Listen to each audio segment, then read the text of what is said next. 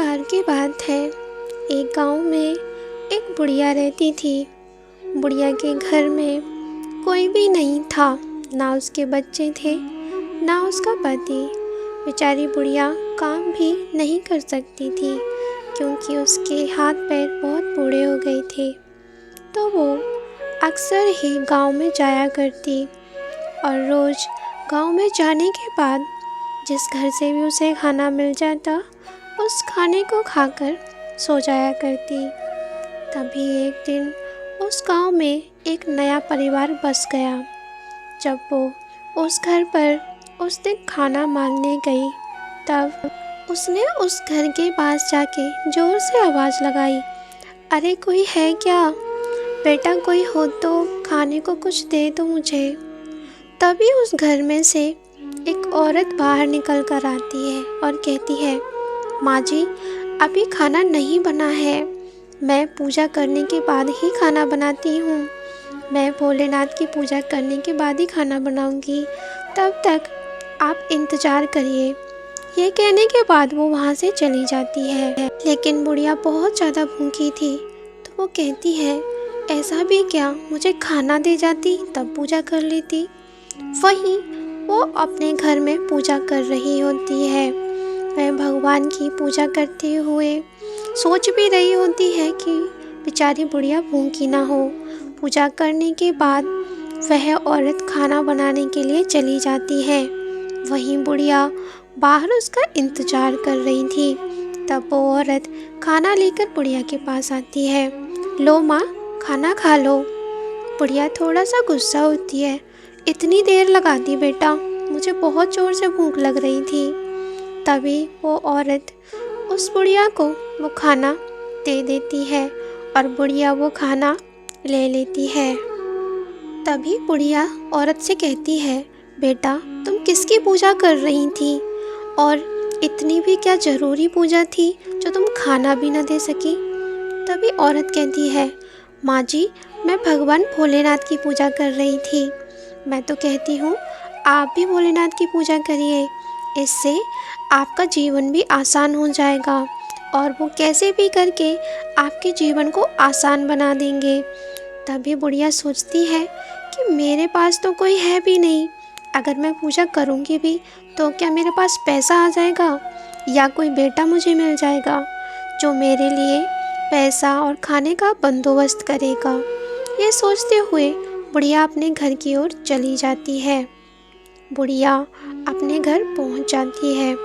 दूसरे दिन जब बुढ़िया जागती है तो वह सोचने लगती है और सोचती है कि अगर मैं भगवान की पूजा करूंगी तो क्या भगवान अचानक से मुझे कहीं से सोना दे देंगे क्या पता। वो औरत तो कह रही थी तो क्या जाता है करने में, कर ही देती हूँ। ये सब सोचते हुए बुढ़िया सुबह ही भगवान शिव के मंदिर के लिए निकल जाती है और वह मंदिर पहुँच जाती है।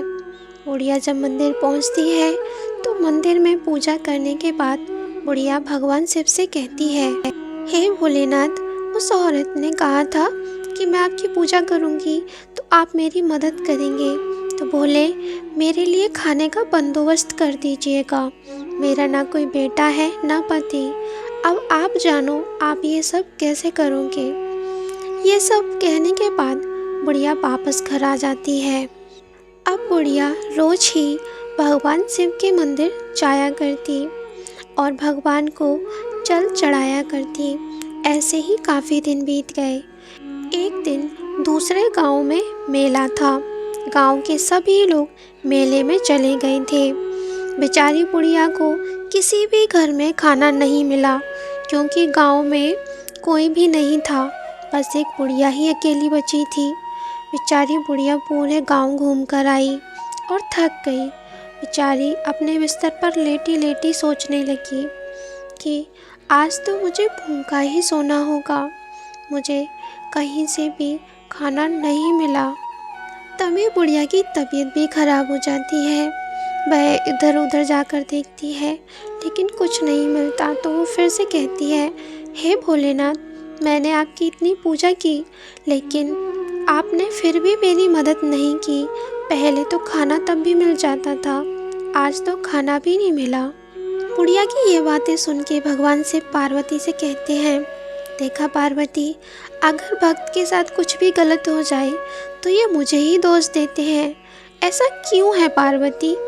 तभी माँ पार्वती ये बातें सुनकर भगवान शिव से कहती हैं, भोलेनाथ, आप उनके पिता हैं, बच्चे पिता से ही तो शिकायतें करेंगे और किससे करेंगे। ये तो पिता का फर्ज है कि वो बच्चों की मदद करें, आपको जाना चाहिए। तभी भोलेनाथ भी कहते हैं, हाँ पार्वती, मुझे उसकी मदद करनी ही होगी। ये सब कहने के बाद भगवान भोलेनाथ वहाँ से आ जाते हैं और वो बुढ़िया उधर बेचारी भूख से व्याकुल बिस्तर पर पड़ी हुई होती है और सोच रही होती है कि आज वो खाना कैसे खाएगी।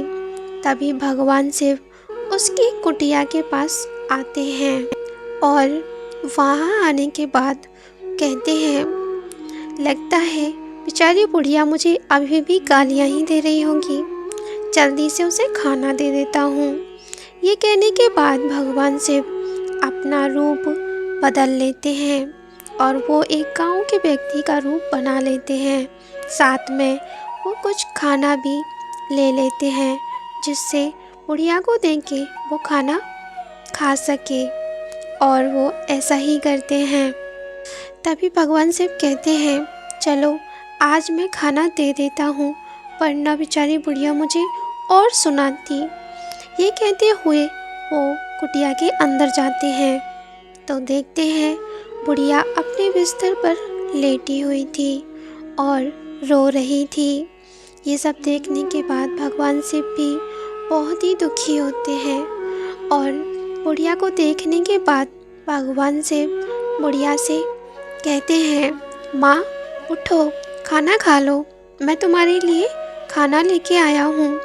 तुम्हें भूख लगी होगी, मुझे कुछ देर हो गई आने में, माफ़ कीजिएगा।